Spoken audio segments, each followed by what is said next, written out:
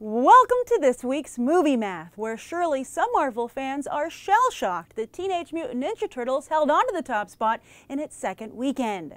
Last week, many of you expressed in the comment section that Guardians would surely rise back to the top, as the cream always does. But once again, we're reminded that taste in cream is like taste in movies. It's totally subjective. And it never hurts to have the kiddie audience in your corner, as Ninja Turtles clearly does. But the Turtles and the Scoundrels should be friends, as just like Guardians, Leonardo and company managed to avoid the dreaded summer 2014 second weekend 60% drop. But while Turtles is closing in on 200 million worldwide, Guardians has already topped that number domestically. Worldwide, it's rocketed past 400 million and will soon enter this year's top 10 list, pushing out Pratt's own The Lego Movie. But the real headlines this weekend read like a box office gossip column or Hollywood nightmare, as the Expendables were taken out not by Mel Gibson, but online piracy. But to be totally honest, piracy was but one element in a perfect storm of failure. It came in fourth, after Let's Be Cops. Yes, it certainly doesn't help to have a DVD-quality copy of your film hit the internet weeks before it's officially released. Yet X-Men Origins Wolverine faced the same obstacle, yet still opened with 85 million. So as many of you have theorized, perhaps the lack of success for The Expendables 3 is due to word getting out because of the leak that the movie is no good. Usually Hollywood can sucker everyone in for at least that first weekend, but piracy robbed them of that opportunity here. Then something else many of you are saying is that Stallone's gambit to make the third entry PG-13 in an attempt to reach a bigger audience backfired.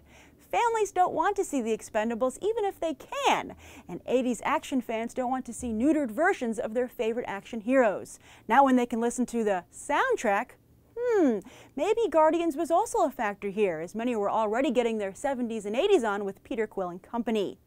One could also argue that this is just the natural next step, as The Expendables 2 came in at about 10 million less than the first Expendables, and this is another 10 million-ish drop. However, the Expendables franchise's real popularity is overseas, just like steroids. So we'll see if foreign box office comes to rescue Barney Ross and his crew yet again. By the way, did you know that Barney Ross was a real-life world champion boxer who used to work for Al Capone and became a decorated World War II veteran? While Lee Christmas was a real-life American mercenary who operated in Central America. Why doesn't Stallone just make movies about these guys? So yes, Let's Be Cops actually managed to place third in a nice little success story for Damon Wayans Jr. and Jake Johnson. And that's just what they pulled in over the weekend, boasting a 26 million total since their Wednesday release.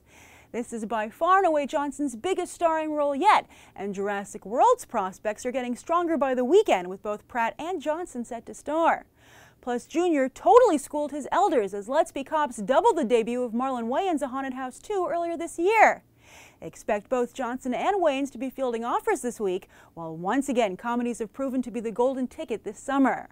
But perhaps Let's Be Cops could have opened even bigger if not for the events going on in Ferguson, with many of you saying this ended up not being a good time to release the film, as some people, particularly blacks, don't feel so good about cops right now. And sure enough, 50% of the audience for Let's Be Cops was white, 20% black, and 17% Hispanic. The glass-half-empty perspective is that with Wayans Jr. co-starring, blacks should have made up a bigger part of the audience. Yet the glass-half-full perspective is that for a movie where two of the three biggest roles were played by black actors, Wayans Jr. and Keegan-Michael Key, white audiences showed up. Unfortunately, not many people showed up at all for The Giver, which came in right as expected with around 12 million.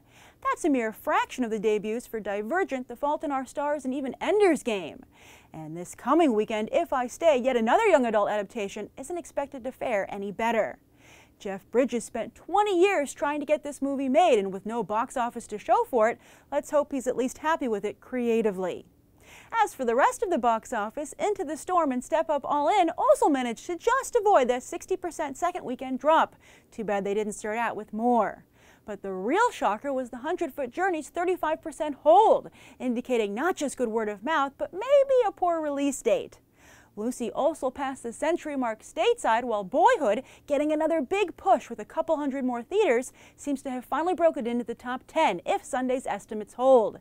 And I just have to let you How to Train Your Dragon fans know that you don't need to be quite as worried about the franchise, as it's past the $500 million mark worldwide, where China saves yet another movie.